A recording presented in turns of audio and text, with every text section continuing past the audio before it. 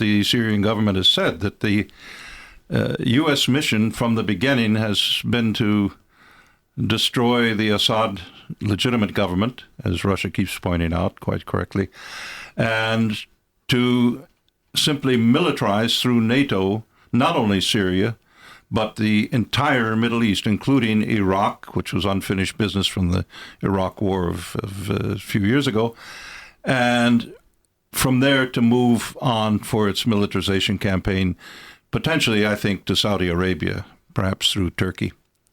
Yeah, and as everyone that's been observing this militarization campaign knows, some very unethical non-state actors have been used by some governments. I mean, we see accusations of U.S., Turkey, even Israel working either side by side or in strategic complicity with ISIL and some of the other terrorist groups. And I know that your new book, The Lost Hegemon, Whom the Gods Would Destroy, speaks about this a bit more in depth. So can you tell our listeners more about how this works and what countries are involved and how? Well, the money source for most of the creation of ISIL or ISIS in Syria and Iraq and throughout everywhere comes from the money bags of Saudi Arabia. Saudi financing, the same financing conduit that created the CIA's Mujahideen with Osama bin Laden back in the 1980s, if you recall. And they're playing a very, very dirty role in this ISIS, I think with the aim that if they establish a caliphate, that ISIS will simply be the long arm of the Saudi monarchy, and they will control the oil. They ultimately will control the oil, maybe in some arrangement with Erdogan, who's bought and paid for proxy of Saudi money. His presidential election in 2014, he reportedly got $10 billion from the Saudis to get him in office.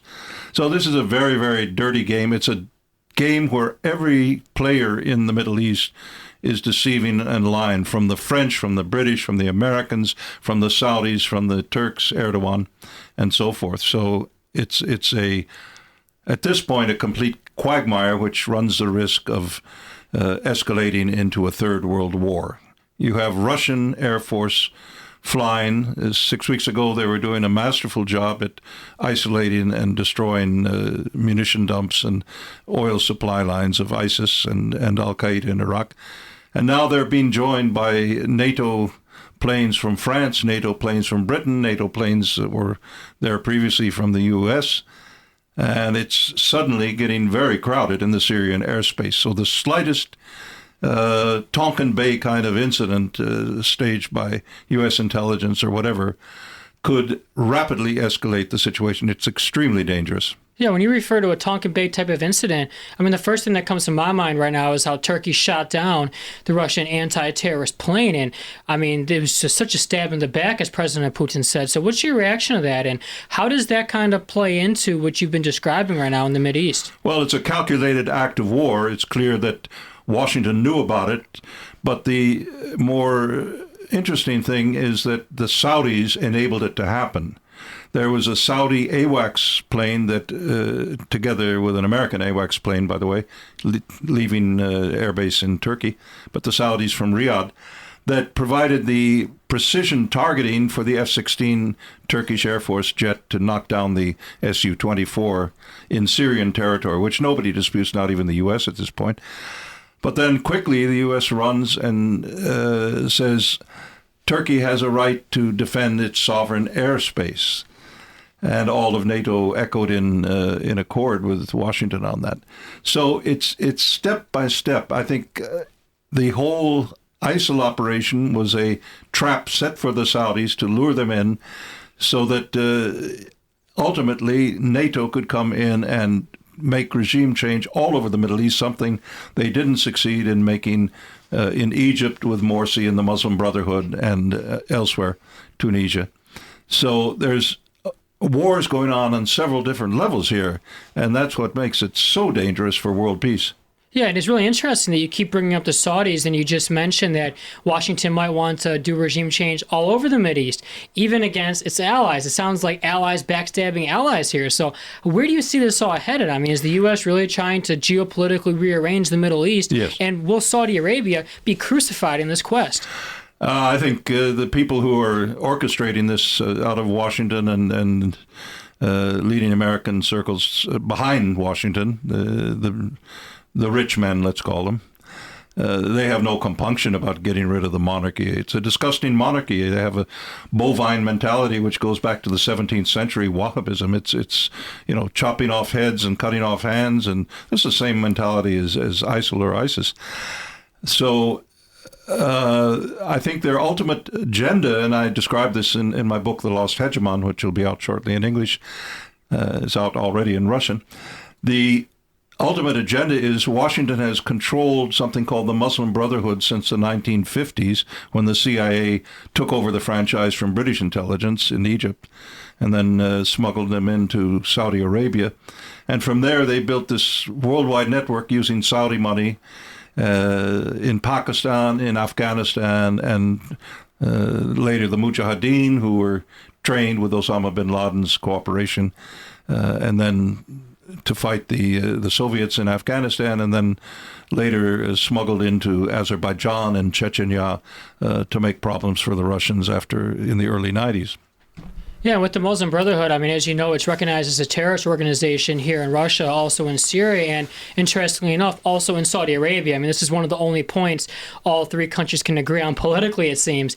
And, President Erdogan in Turkey, he's been reputed to be very close with the Muslim Brotherhood and espouses a lot of their ideals in his Islamization of Turkish society. So how do you see this kind of factoring into the grand scheme at play, and what kind of reaction do you think this could engender in traditionally secular Turkish society? Well, the traditionally secular Turkish society is being transformed, I'm sad to say. The so-called Ataturk model of the 1920s, the 1930s, the 40s is rapidly being radicalized into fundamentalist Islam by the Muslim Brotherhood. When Qatar asked them to leave Qatar, the Brotherhood, they were welcomed with open arms by Erdogan, who has power ambitions of his own, of course.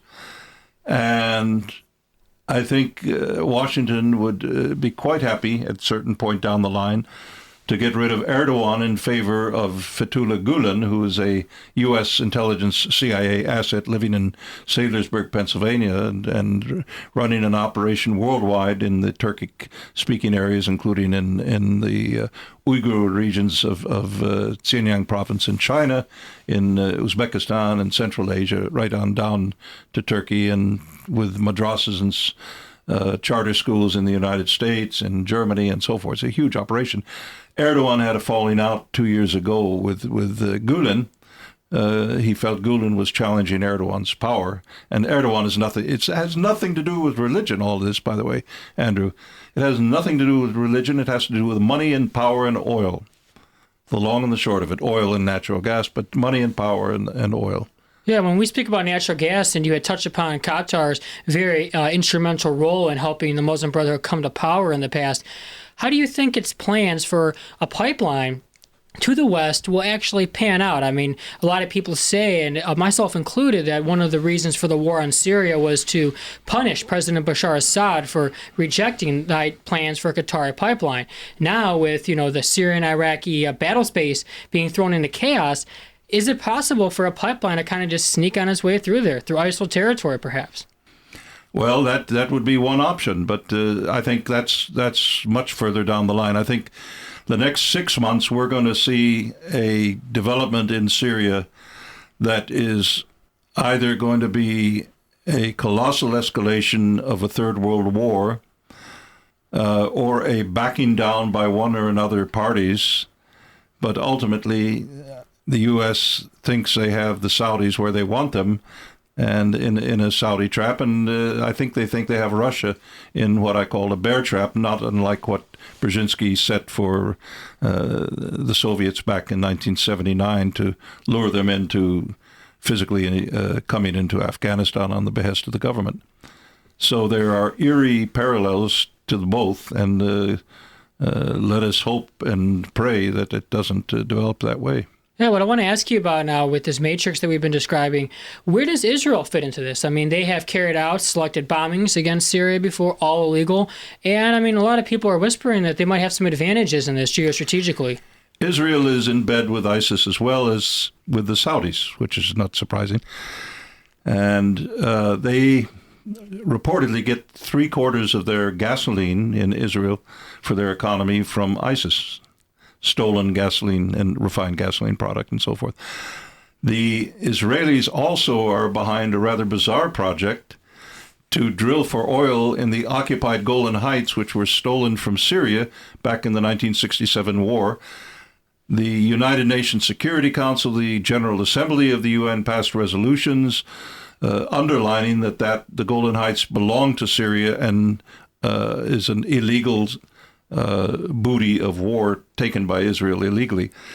Well, now an Israeli company owned by a Newark, New Jersey company called Genie Energy claims in October of this year to have discovered a huge oil field, in the Golan Heights.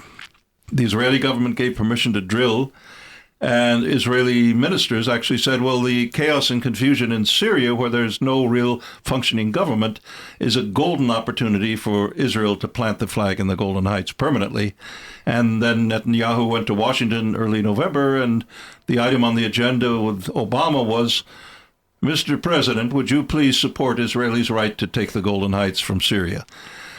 Well, the board of directors of Genie Energy is a cast of dubious characters, if there ever was. It includes Dick Cheney, Mr. Iraq War of the Bush administration. It includes Jacob Lord Rothschild, who was a business partner of Khodorkovsky, Yukos Oil, back in the early part of this decade, or the last decade. And it includes the former head of the CIA, James Woolsey, among other, dubious characters, Larry Summers, etc., and Rupert Murdoch of the News International Corporation, the media mogul of the United States, Fox News, the New York Post, you name it, the London Times, and the Sun. And so this thing is a geopolitical hydrogen bomb planted right in the Golan Heights by Israel and these U.S. interests that want to foment wars. So who can say what this is, the intention behind it? Maybe it's to create the last battle of Armageddon. But there are some pretty insane people playing with fire here. Gosh, I mean, this is just such a big mess that you described. So I want to ask you how this relates to a global perspective now, kind of zooming out of the Mideast, looking at the rest of the world in the context of this new Cold War. Where do you see it all headed? I mean, right now the Mideast is the main battleground, but can we possibly see some more disruptions in Ukraine, possibly in Afghanistan, some other fronts opening up in this case? I think the people behind this, the rich men of the Anglo-American world, see their empire disintegrating. They see it threatened on all sides. The China-Russia cooperation of especially the last 18 to 24 months, the building of the one road, one belt, high-speed rail networks and port networks by China in cooperation with the Eurasian Economic Union of Russia, Kazakhstan, Belarus, and so forth. China now in discussions with the European EU member countries to bring the high-speed rail links into Europe as well, which makes total sense. But that's de facto an act of war toward U.S. or American hegemony, because as Zbigniew Brzezinski said in his 1997 Grand Chessboard book, he reveals some quite interesting strategies of these people. He says the one combination on the planet that could threaten America's sole superpower hegemony, that is our sole control of the world, as Brzezinski and friends see it, is Eurasia, because they have all the natural resources. They have a skilled labor force. They have some of the best scientists in the world. They have agriculture. They have everything they need to be independent of us. And if that happens, Europe will get drawn in. The oil-rich nations of the Middle East will get pulled into it. And that's what's happening. So we're really in a huge strategic confrontation. And I think if we're conscious about the strategic reality, that there is these sanctions against Russia are no will-o'-the-wisp from the side of Washington. They are a prelude toward an escalation under, most likely at this point, a Hillary Clinton presidency that would be supported by this war complex, a military industry complex of the U.S. and Wall Street banks, to hold on to their hegemony. They're losing it everywhere. The Chinese have just opened the Asian Infrastructure Investment Bank.